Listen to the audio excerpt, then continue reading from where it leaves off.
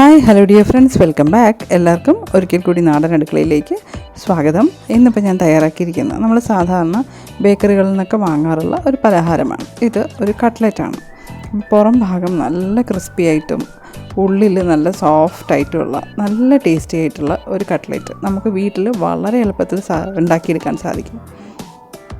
നോക്കി, ഉള്ളിൽ നല്ല സോഫ്റ്റായിട്ടും പുറം ഭാഗം നല്ല ക്രിസ്പി ആയിട്ടുള്ള നല്ല ടേസ്റ്റി ആയിട്ടുള്ള ഈ കട്ട്ലറ്റ് വളരെ പെട്ടെന്ന് തന്നെ നമുക്ക് വീട്ടിൽ തയ്യാറാക്കി എടുക്കാൻ പറ്റുന്ന ഒരു സാധനമാണ്.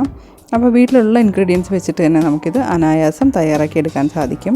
അപ്പോൾ നമ്മുടെ ഈ ടേസ്റ്റി ആൻഡ് ഹെൽത്തി കട്ട്ലറ്റ് എങ്ങനെയാണ് തയ്യാറാക്കുന്നതെന്ന് നോക്കാം. അപ്പോൾ ഈ കട്ട്ലറ്റ് തയ്യാറാക്കാനായിട്ട് നമുക്ക് ആദ്യം അതിൻ്റെ ഉള്ളിൽ ഫില്ലിംഗ് തയ്യാറാക്കണം. അപ്പോൾ അതിനായിട്ട് ഞാനിപ്പോൾ ഒരു ചീനച്ചട്ടി അടുപ്പത്ത് ചൂടാകാനായിട്ട് വെച്ചിട്ടുണ്ട്. അതിലേക്ക് ഒരു 2 ടേബിൾ സ്പൂൺ എണ്ണ ഒഴിച്ചു കൊടുക്കുന്നു. ആ എണ്ണ ഒന്ന് ചൂടായി വരുമ്പോൾ അതിലേക്ക് 1 ടീസ്പൂൺ പെരിഞ്ജീരകം ചേർത്ത് കൊടുക്കണം. ഈ പെരിഞ്ജീരകം ഒന്ന് നന്നായിട്ട് പൊട്ടി വരുമ്പോൾ ഇതിലേക്ക് ഞാനിപ്പോൾ ഒരു 2 വലിയ ഉരുളക്കിഴങ്ങ് ഇതുപോലെ കഷ്ണങ്ങളാക്കി ഇതിലേക്ക് ചേർത്ത് കൊടുക്കുകയാണ്. സാധാരണ പൊട്ടറ്റോസ് പുഴുങ്ങി പൊടിച്ചാണ് ഇതിലേക്ക് ചേർക്കുക. നമ്മൾ ഈ രീതിയിൽ തയ്യാറാക്കിയാൽ നമ്മുടെ കട്ട്ലറ്റ് 1-2 ദിവസമൊക്കെ ഇരുന്നാലും നാശാവാണ്ട് നല്ല ടേസ്റ്റ് തന്നെ ഇരിക്കും കേട്ടോ. അപ്പോൾ ഈ ഉരുളക്കിഴങ്ങിലേക്ക് ഒരല്പം മഞ്ഞൾപ്പൊടിയും ഉപ്പും കൂടെ ചേർത്ത് നന്നായിട്ടൊന്ന് ഇളക്കി യോജിപ്പിച്ച് കൊടുക്കുക. ഇതിപ്പോൾ നമ്മൾ വെള്ളമൊന്നും ചേർത്തിട്ടല്ല വേവിക്കുന്നത്. ഈ ഉരുളക്കിഴങ്ങ് ഇങ്ങനെ തന്നെ അതിൻ്റെ മോയ്സ്ചർ കൊണ്ട് തന്നെ വെന്ത് കിട്ടിക്കോളും. അതിനായിട്ട് തീ ഒരല്പം കുറച്ചിട്ട് ഇത് ഏതാണ്ട് ഒരു 5 മിനിറ്റിൽ കൂടുതൽ എടുക്കും കേട്ടോ വെന്ത് വരാനായിട്ട്. നമുക്കതൊന്ന് മൂടി വെച്ച് കൊടുക്കാം. അത് ഉരുളക്കിഴങ്ങ് വെന്ത് വരുന്ന സമയം കൊണ്ട് തന്നെ നമുക്ക് ബാക്കി കാര്യങ്ങളും റെഡിയാക്കാം. അപ്പോൾ ഇതിനായിട്ട് നമുക്ക് ഈ കട്ട്ലറ്റ് തയ്യാറാക്കാനായിട്ട് ഒരു ബാറ്റർ തയ്യാറാക്കേണ്ടതായിട്ടുണ്ട്. അപ്പോൾ അതിനായിട്ട് ഞാനിവിടെ ഒരു 2 ടേബിൾ സ്പൂണാണ് മൈദ മാവ് എടുക്കുന്നുണ്ട്. മൈദ മാവിന് പകരം നമുക്ക് മുട്ടയും യൂസ് ചെയ്യാം കേട്ടോ. ഞാനിപ്പോൾ ഇത് കംപ്ലീറ്റ് വെജിറ്റേറിയൻ വേർഷനിലാണ് തയ്യാറാക്കുന്നത്, അതുകൊണ്ട് മുട്ട എടുക്കുന്നില്ല എന്നേ ഉള്ളൂ. ഈ മൈദ മാവ് തയ്യാറാക്കുന്നതിന് പകരം നിങ്ങൾക്ക് ഒരു മുട്ട എടുത്ത് ബീറ്റ് ചെയ്ത് വെച്ചാലും മതിയാവും. അപ്പോൾ ഈ മൈദ മാവ് വെച്ചിട്ട് നല്ല ലൂസ് കൺസിസ്റ്റൻസി ഉള്ള ഒരു മാവ് നമുക്ക് റെഡിയാക്കി എടുക്കണം. കാരണം നമ്മുടെ കട്ട്ലറ്റ് ഇതിൽ ഡിപ്പ് ചെയ്തിട്ടാണ് നമുക്ക് വറുത്തെടുക്കാനുള്ളത്. അപ്പോൾ അതുകൊണ്ട് വളരെ കട്ടിയായിട്ടുള്ളതൊന്നും വേണ്ട, ചെറിയ നേർത്ത ലൂസായിട്ടുള്ള ഒരു മാവ് തയ്യാറാക്കിയെടുക്കണം. അപ്പോൾ അതിനായിട്ട് ആവശ്യത്തിന് വെള്ളം ചേർത്ത് ഒട്ടും കട്ടയില്ലാണ്ട് ഇളക്കി യോജിപ്പിച്ച് കൊടുക്കുക.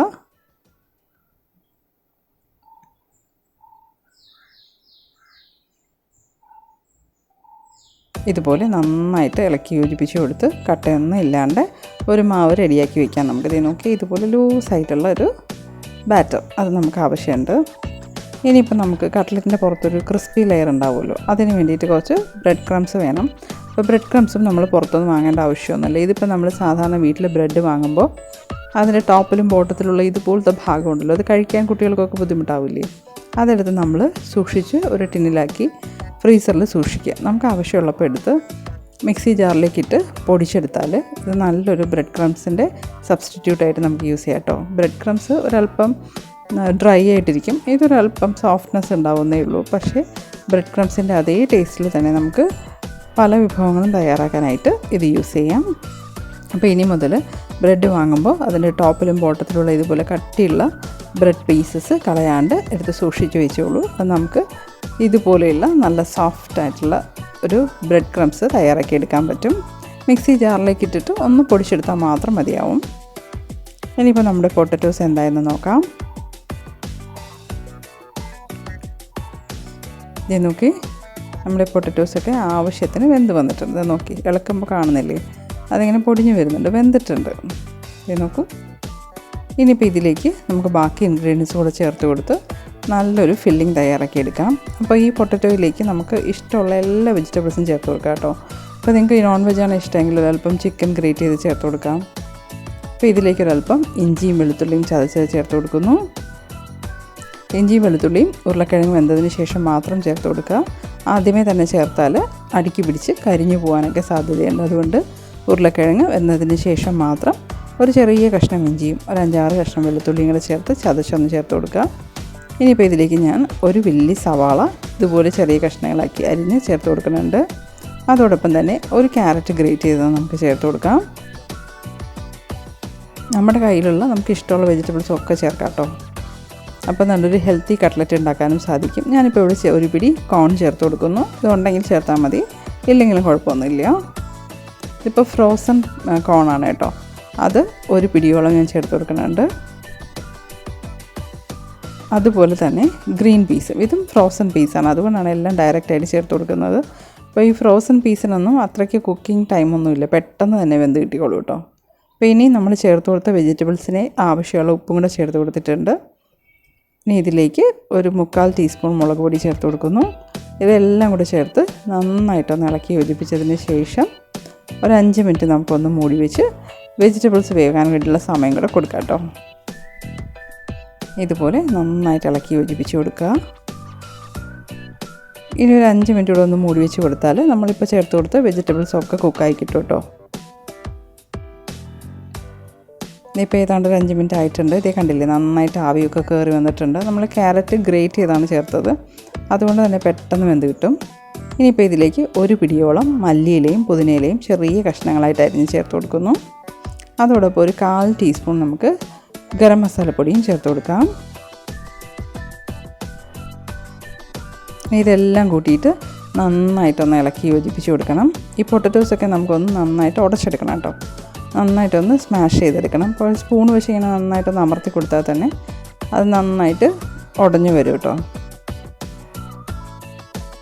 ഈ രീതിയിൽ പൊട്ടറ്റോ പീസസ് എല്ലാം നന്നായിട്ട് ഇങ്ങനെ ഉടച്ചു കൊടുക്കുമ്പോഴേക്കും നമ്മുടെ കട്ട്ലറ്റിനുള്ളിൽ ഫില്ലിങ് തയ്യാറായി കിട്ടും.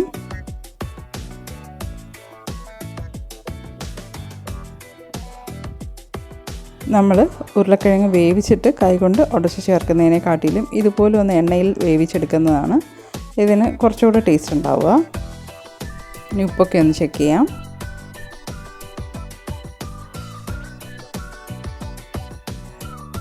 ഈ സമയത്ത് നമുക്ക് ആവശ്യമുണ്ടെങ്കിൽ ഉപ്പും കുരുമുളക് പൊടിയൊക്കെ ചേർത്ത് കൊടുക്കാം കേട്ടോ. ഞാനിപ്പോൾ കുരുമുളക് പൊടി ചേർക്കുന്നില്ല, മുളക് പൊടിയാണ് ചേർത്തിരിക്കുന്നത്. അപ്പോൾ ഈ രീതിയിലൊരു കുഴഞ്ഞ പരുവത്തിനാവുമ്പോൾ നമുക്കിതെടുത്തൊന്ന് തണുക്കാനായിട്ട് വെക്കണം. തണുത്തതിന് ശേഷം ഇത് നമുക്ക് നല്ല ബോൾസ് ആക്കി എടുക്കാം കേട്ടോ. അപ്പോൾ നമ്മുടെ കട്ട്ലറ്റിൻ്റെ ഫില്ലിംഗ് തയ്യാറായിട്ടുണ്ട്. ഇതിൽ ബീൻസ് അങ്ങനെ കോളിഫ്ലവർ അങ്ങനെ നമുക്ക് ഇഷ്ടമുള്ള എല്ലാ വെജിറ്റബിൾസും ചേർക്കാം കേട്ടോ. ഇപ്പം നമ്മുടെ കട്ട്ലറ്റിനുള്ള എല്ലാ ചേരുവകളും റെഡിയാണ്, ഫില്ലിംഗ് റെഡിയാണ്. അതോടൊപ്പം തന്നെ അത് മുക്കിയെടുക്കാനുള്ള ബാറ്റർ റെഡിയാണ്. ഇനി ബ്രെഡ് ക്രംസും ഇവിടെ റെഡി ആയിട്ട് ഇരിപ്പുണ്ട്. അപ്പോൾ ഇതെല്ലാം കൂടെ വെച്ചിട്ട് നല്ല ടേസ്റ്റി ആയിട്ടുള്ള കട്ട്ലറ്റ് എങ്ങനെ തയ്യാറാക്കി എടുക്കാൻ നമുക്ക് നോക്കാം. വളരെ എളുപ്പമാണ്. നമുക്കിപ്പോൾ ഈ കട്ട്ലറ്റിനുള്ളിൽ ഫില്ലിങ്ങിനെല്ലാം ഒന്നും കൂടെ ഒന്ന് കൈ കൊണ്ട് നന്നായിട്ടൊന്ന് മിക്സ് ചെയ്ത് കൊടുത്തതിന് ശേഷം ബോൾസാക്കി എടുക്കാം.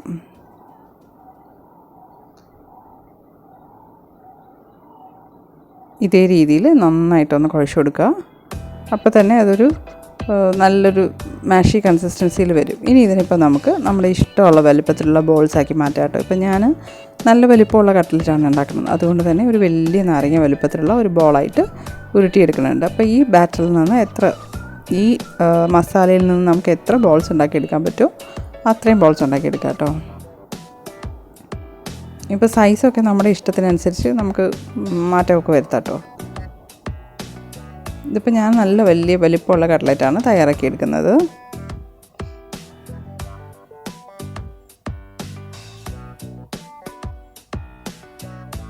ഈ കോണൊക്കെ ചിലപ്പോൾ ഇടയ്ക്ക് അടർന്ന് പോകും കേട്ടോ, അത് നമ്മൾ ഉള്ളിലേക്കാക്കി നന്നായിട്ട് പ്രസ് ചെയ്ത് കൊടുത്താൽ മതി.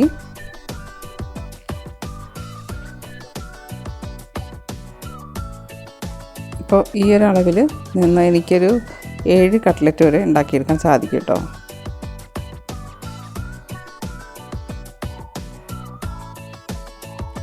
കോൺ നമ്മൾ ഒന്ന് കത്തി കൊണ്ട് കട്ട് ചെയ്ത് ചേർത്തിരുന്നെങ്കിൽ ഇതുപോലെ ഇളകി വരില്ലായിരുന്നു. ഇനി കൈകൊണ്ട് നമ്മൾ ഈ പരിപ്പൂടെയൊക്കെ ഷേപ്പ് ചെയ്യുന്ന പോലെ ഒന്ന് അമർത്തി കൊടുക്കുക. എന്നിട്ട് നമ്മളുടെ തള്ളവിരലിനും ചൂണ്ടുവിരലിനും ഇടയിൽ വെച്ചിട്ട് ഇതുപോലെ ഒന്ന് ഷേപ്പ് ചെയ്ത് കൊടുത്താൽ നല്ല ഷേപ്പിൽ റെഡിയായി കിട്ടും കേട്ടോ. അരികൊക്കെ പൊട്ടലൊന്നും ഇല്ലാണ്ട് ഇതുപോലെ റെഡിയാക്കി എടുക്കാം. ആദ്യം കയ്യിൽ വെച്ചൊന്ന് അമർത്തി കൊടുക്കുക. എന്നിട്ട് തള്ളവിരലിനും ചൂണ്ടുവിരലിനും ഇടയിലേക്ക് വെച്ചിട്ട് നമുക്കിതുപോലെ ഒന്ന് അമർത്തി കൊടുത്ത് സൈഡിലൊന്നും ക്രാക്സ് ഒന്നും ഇല്ലാതെ നല്ല രീതിയിൽ ഷേപ്പ് ചെയ്തെടുക്കാൻ സാധിക്കും.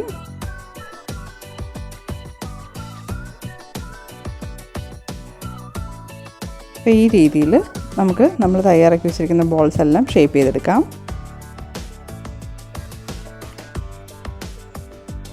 ഒന്ന് അമർത്തി കൊടുക്കുക.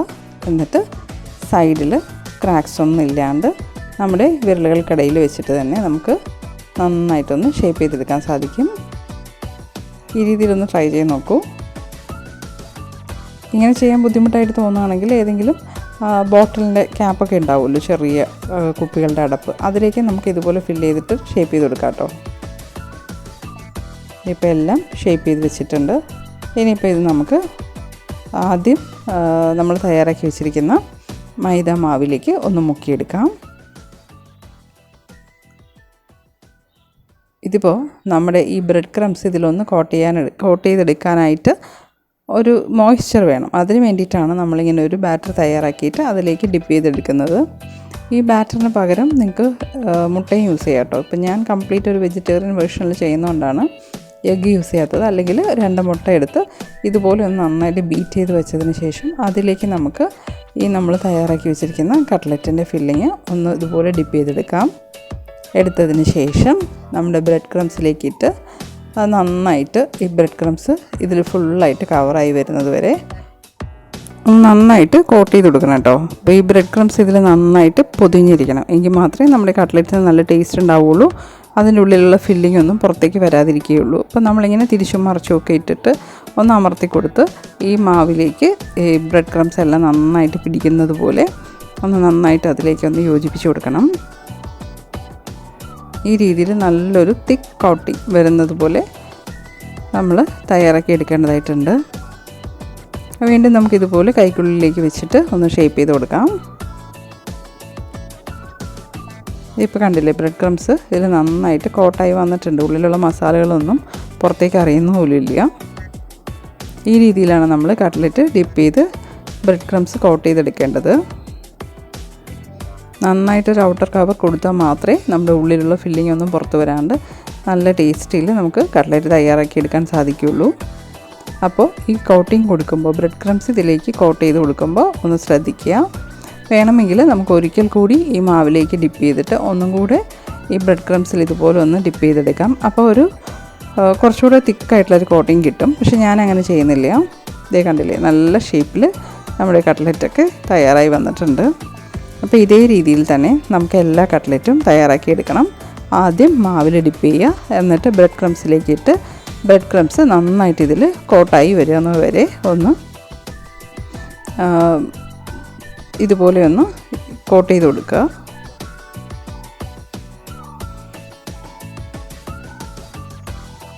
നമ്മുടെ ഫില്ലിങ് നന്നായിട്ട് കവറായി വരണം കേട്ടോ ബ്രെഡ് ക്രംസ് കൊണ്ടിട്ട്. ഔട്ടർ ലെയർ നല്ല ക്രിസ്പി ആയിട്ട് വരും. ഈ മാവിൻ്റെ മോയ്സ്ചർ കൊണ്ട് തന്നെ അതിങ്ങനെ നന്നായിട്ട് കോട്ടായി വരികയും ചെയ്യും. ഒരല്പം പോലും പുറത്തേക്ക് ഫില്ലിങ് വരാത്ത അളവിൽ നമ്മളിതുപോലെ നന്നായിട്ട് എല്ലാം കോട്ട് ചെയ്ത് വയ്ക്കുക. ഇനിയിപ്പോൾ ഇത് നമുക്ക് നന്നായിട്ട് ചൂടായി കിടക്കുന്ന എണ്ണയിലിട്ട് നമ്മുടെ ഈ കട്ട്ലറ്റ്സൊക്കെ നമുക്കൊന്ന് ഫ്രൈ ചെയ്തെടുക്കാം കേട്ടോ. ഇതേ രീതിയിൽ തയ്യാറാക്കി വെച്ചിരിക്കുന്ന കട്ട്ലറ്റ്സൊക്കെ നമുക്ക് എണ്ണയിൽ വറുത്തെടുക്കാം. അപ്പോൾ അതിനായിട്ട് ഞാനിവിടെ ഒരു പാൻ ചൂടാകാനായിട്ട് വെച്ചിട്ടുണ്ട്. അതിലേക്ക് നമുക്ക് വറുത്തെടുക്കാൻ ആവശ്യത്തിനുള്ള എണ്ണ ചേർത്ത് കൊടുക്കാം. ഈ എണ്ണ നന്നായിട്ടൊന്ന് ചൂടായി വരണം കേട്ടോ. നന്നായി ചൂടായി കിടക്കുന്ന എണ്ണയിലേക്ക് ഇട്ടാൽ മാത്രമേ ഈ ബ്രെഡ് ക്രംസ് അതിൽ നിന്ന് ഇളകി വരാണ്ട് നമുക്ക് ഫ്രൈ ചെയ്തെടുക്കാൻ പറ്റുള്ളൂ. അപ്പോൾ എണ്ണ നന്നായിട്ട് ചൂടായി വന്നിട്ടുണ്ട്. അപ്പോൾ നമുക്ക് ഈ പാനിലേക്ക് തയ്യാറാക്കി വെച്ചിരിക്കുന്ന കട്ട്ലറ്റ്സൊക്കെ ഇട്ട് കൊടുക്കാം. ഇതേ രീതിയിൽ എല്ലാ കട്ട്ലറ്റ്സും നമുക്ക് പാനിലേക്ക് വെച്ച് കൊടുക്കാം. ഇതിപ്പോൾ എനിക്ക് എല്ലാം ഒരുമിച്ച് തന്നെ ഫ്രൈ ചെയ്തെടുക്കാൻ പറ്റുന്നുണ്ട്. അപ്പോൾ നിങ്ങൾക്ക് അത്രയും സ്ഥലമില്ലെങ്കിൽ 1-2 ആദ്യം ഇട്ട് കൊടുത്ത് ഫ്രൈ ചെയ്തെടുത്തതിന് ശേഷം വീണ്ടും ഇട്ട് കൊടുത്താൽ മതിയാവും. ഒരു 5 മിനിറ്റ് കഴിഞ്ഞ ഉടനെ തന്നെ നമ്മൾ ഇതൊന്ന് തിരിച്ചിട്ട് കൊടുക്കണം. ഇതിപ്പോൾ ഞാനൊരു അല്പം എണ്ണയിലാണ് ഇങ്ങനെ വറുത്തെടുക്കുന്നത്. നിങ്ങൾക്ക് ഇങ്ങനെ മുങ്ങി കിടക്കുന്ന പോലെയാണ് പൊരിച്ചെടുക്കാൻ ഇഷ്ടമെങ്കിൽ ആ രീതിയിലും ചെയ്യാം കേട്ടോ. അപ്പോൾ കുറച്ച് കൂടുതൽ എണ്ണ ഒഴിച്ചു കൊടുക്കേണ്ടതായിട്ട് വരും. പിന്നെ ഈ രീതിയിൽ നമുക്ക് തിരിച്ചും മറിച്ചും ഇട്ട് നമ്മുടെ കട്ട്ലറ്റ്സൊക്കെ നന്നായിട്ട് ബ്രൗൺ കളർ ആകുന്നത് വരെ ഒന്ന് ഫ്രൈ ചെയ്തെടുക്കണം. ഇത് നോക്കി, ഇപ്പോൾ ഒരു സൈഡ് നന്നായിട്ട് ബ്രൗൺ കളറായി വന്നിട്ടുണ്ട്. അപ്പോൾ ഞാൻ തിരിച്ചിട്ട് കൊടുത്തിരുന്നു. ഇപ്പോൾ 2 സൈഡും നന്നായിട്ട് നല്ല ബ്രൗൺ കളറായി വന്നിട്ടുണ്ട്. പെട്ടെന്ന് തന്നെ തയ്യാറാക്കി എടുക്കാൻ സാധിക്കും കേട്ടോ. നമുക്ക് ഒരു 5 മിനിറ്റിനുള്ളിൽ തന്നെ നമുക്ക് ഈ കട്ട്ലറ്റ് റെഡിയാക്കി എടുക്കാൻ സാധിക്കും. ആദ്യം നമ്മൾ ഇടുമ്പോൾ നല്ല ചൂടായിട്ടുള്ള എണ്ണയിലേക്ക് ഇട്ട് ഇതൊന്ന് കോട്ടിങ് ഒന്ന് സെറ്റായതിന് ശേഷം തീ ഒന്ന് അല്പം കുറച്ച് വെച്ച് കൊടുത്തിട്ട് തിരിച്ചു മറിച്ച് വിട്ട് ഇതുപോലെ ഗോൾഡൻ ബ്രൗൺ ആകുന്നത് വരെ നമുക്കൊന്ന് വറുത്തെടുക്കണം. അപ്പോൾ നല്ല ക്രിസ്പി ലെയറോട് കൂടി തന്നെ നമ്മുടെ കട്ട്ലറ്റ് തയ്യാറായി കിട്ടും.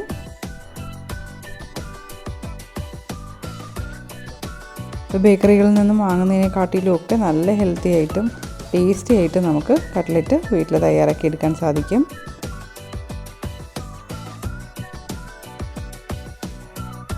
അപ്പോൾ ഈ രീതിയിൽ പൊട്ടറ്റോസ് നമ്മൾ എണ്ണയിൽ തന്നെ ഒന്ന് വേവിച്ചിട്ട് അതിൻ്റെ ഫില്ലിംഗ് തയ്യാറാക്കി എടുക്കുമ്പോൾ നമ്മുടെ കട്ട്ലറ്റിന് ഒരു പ്രത്യേക ടേസ്റ്റാണ് കേട്ടോ.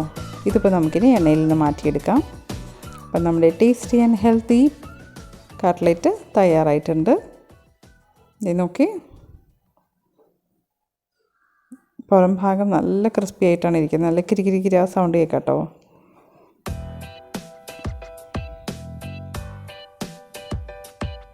നല്ല ക്രിസ്പി ഔട്ടർ ലെയറും ഉള്ളിൽ നല്ല സോഫ്റ്റ് ആയിട്ടുള്ള നമ്മുടെ ടേസ്റ്റി കട്ട്ലറ്റ് ഇത് തയ്യാറായിട്ടുണ്ട്. ഇതേ രീതിയിൽ തന്നെ നിങ്ങളും തയ്യാറാക്കി നോക്കുക. നിങ്ങൾക്ക് എല്ലാവർക്കും ഇഷ്ടമാവും. നല്ല ടേസ്റ്റിയുള്ള ഈ കട്ട്ലറ്റ് കുട്ടികൾക്ക് തയ്യാറാക്കി കൊടുക്കുക. വീണ്ടും ഇതുപോലുള്ള ടേസ്റ്റി, ഈസി ആൻഡ് സിമ്പിൾ റെസിപ്പീസുമായിട്ട് വരുന്നത് വരെ thank you for watching and keep on watching LK's നാടൻ അടുക്കള.